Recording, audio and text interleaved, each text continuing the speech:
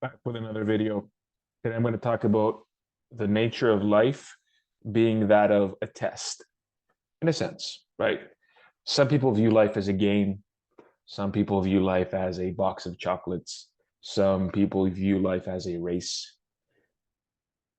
There's different ways to view life, but it'll never hurt you to view life as a test because what happens when you write a test in school, for example, is you either pass the test, in which case you advance to the next level, you become better, or you fail the test, you still become better. But what you do is you need to learn the material, you need to have the experience again so that you can be more prepared the next time the test comes around. So in that way, it is a little bit like a game because you continue to level up, because as you continue to pass tests in school, you get to the next level. So in order to get to the next class, taking algebra, algebra 2, pre-calc, calculus, in order to get from stage 1 to stage 4, you have to pass a series of tests to get there. And the beautiful thing is that when you pass those tests, you learn more things, you have more skills, you gain more experiences. And then as you generate those new experiences and you get those skills, you can apply them in a wider variety of contexts. So it's great.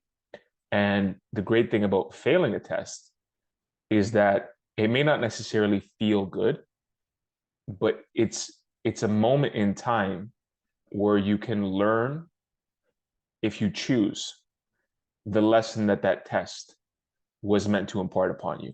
And sometimes that lesson is something that you make through your own determination if you're thinking clearly and if you have awareness around that experience, which means if you're very, very caught up in strong emotions, it doesn't mean don't feel emotions. Definitely do that. Feel what you need to feel, but at the same time, remember that it's not a good idea in general to act through intense emotions, whether they're low or high. You want to be at a place where you're feeling equanimity and peace, because in that place, that's when you're thinking the most clearly, and there is no filter. There's no positive filter. There's no negative filter, right? You're kind of seeing things as they are. It's a glib expression, because another glib expression is we don't see things as they are. We see things the way we are. So we don't see things as they are, but we see things as we are. So that being the case, if you want to see all sides of something, it's better to relax your vision. So you can get that, so you can really take in the situation and be able to assess what happened, how did you respond, could you have responded differently, if so, in what way, what's the consequence of that situation, could there have been potentially a different consequence had you acted differently, if so, how would you have acted? So you see, if you ask yourself these questions, you're more likely to be able to take the lesson that you learned from the test and then apply it in the future. But it's also important to know that don't just ignore the tests that you pass, because sometimes something goes well. I'm like, yeah, it went well. Make note of why it went well, how it went well, why it went well, what you did for it to go well, and generate a high level of awareness around these situations where you are tested. Because when you don't pass a test, that's good news. The reason it's good news is because you probably weren't ready, even if you passed by accident. You're like, oh, wow, I don't know how that happened. Like anytime you're confused about how something happened, it's not usually the best sign, unless there's some kind of grace involved or something metaphysical occurs, or there's something that you can't explain. You know how people talk about 90% of everything that we know. We only know 4% of material existence. So we're only aware of 4%. There's like 96% plus is dark energy, dark matter, and we don't know what it is. We don't know where it came from. We don't know what it's doing. We don't know the nature of it. So the best thing that you can do is, barring those types of scenarios, bring as much awareness as you can, because if you fail a test, that's not necessarily a bad thing. The way you perceive something makes it what you make it. So let me rephrase that.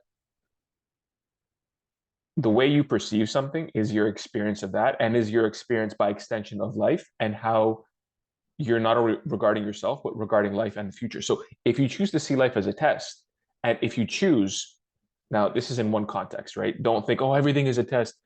Like, don't obsess about this, right? Just in a general, in a more, at a more general level.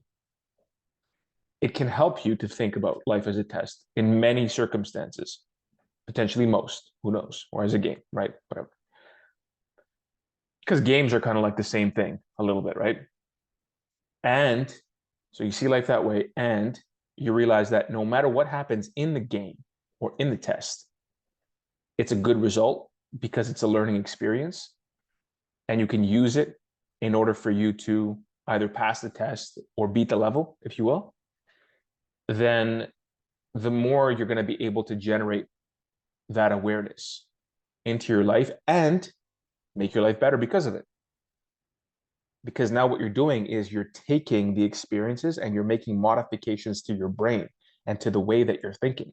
So that way, as you live, you're recalling the information either consciously or unconsciously, so that you can be more optimized in the future. So you can beat that level when you encounter it again. So you can pass that test when you encounter it again, right?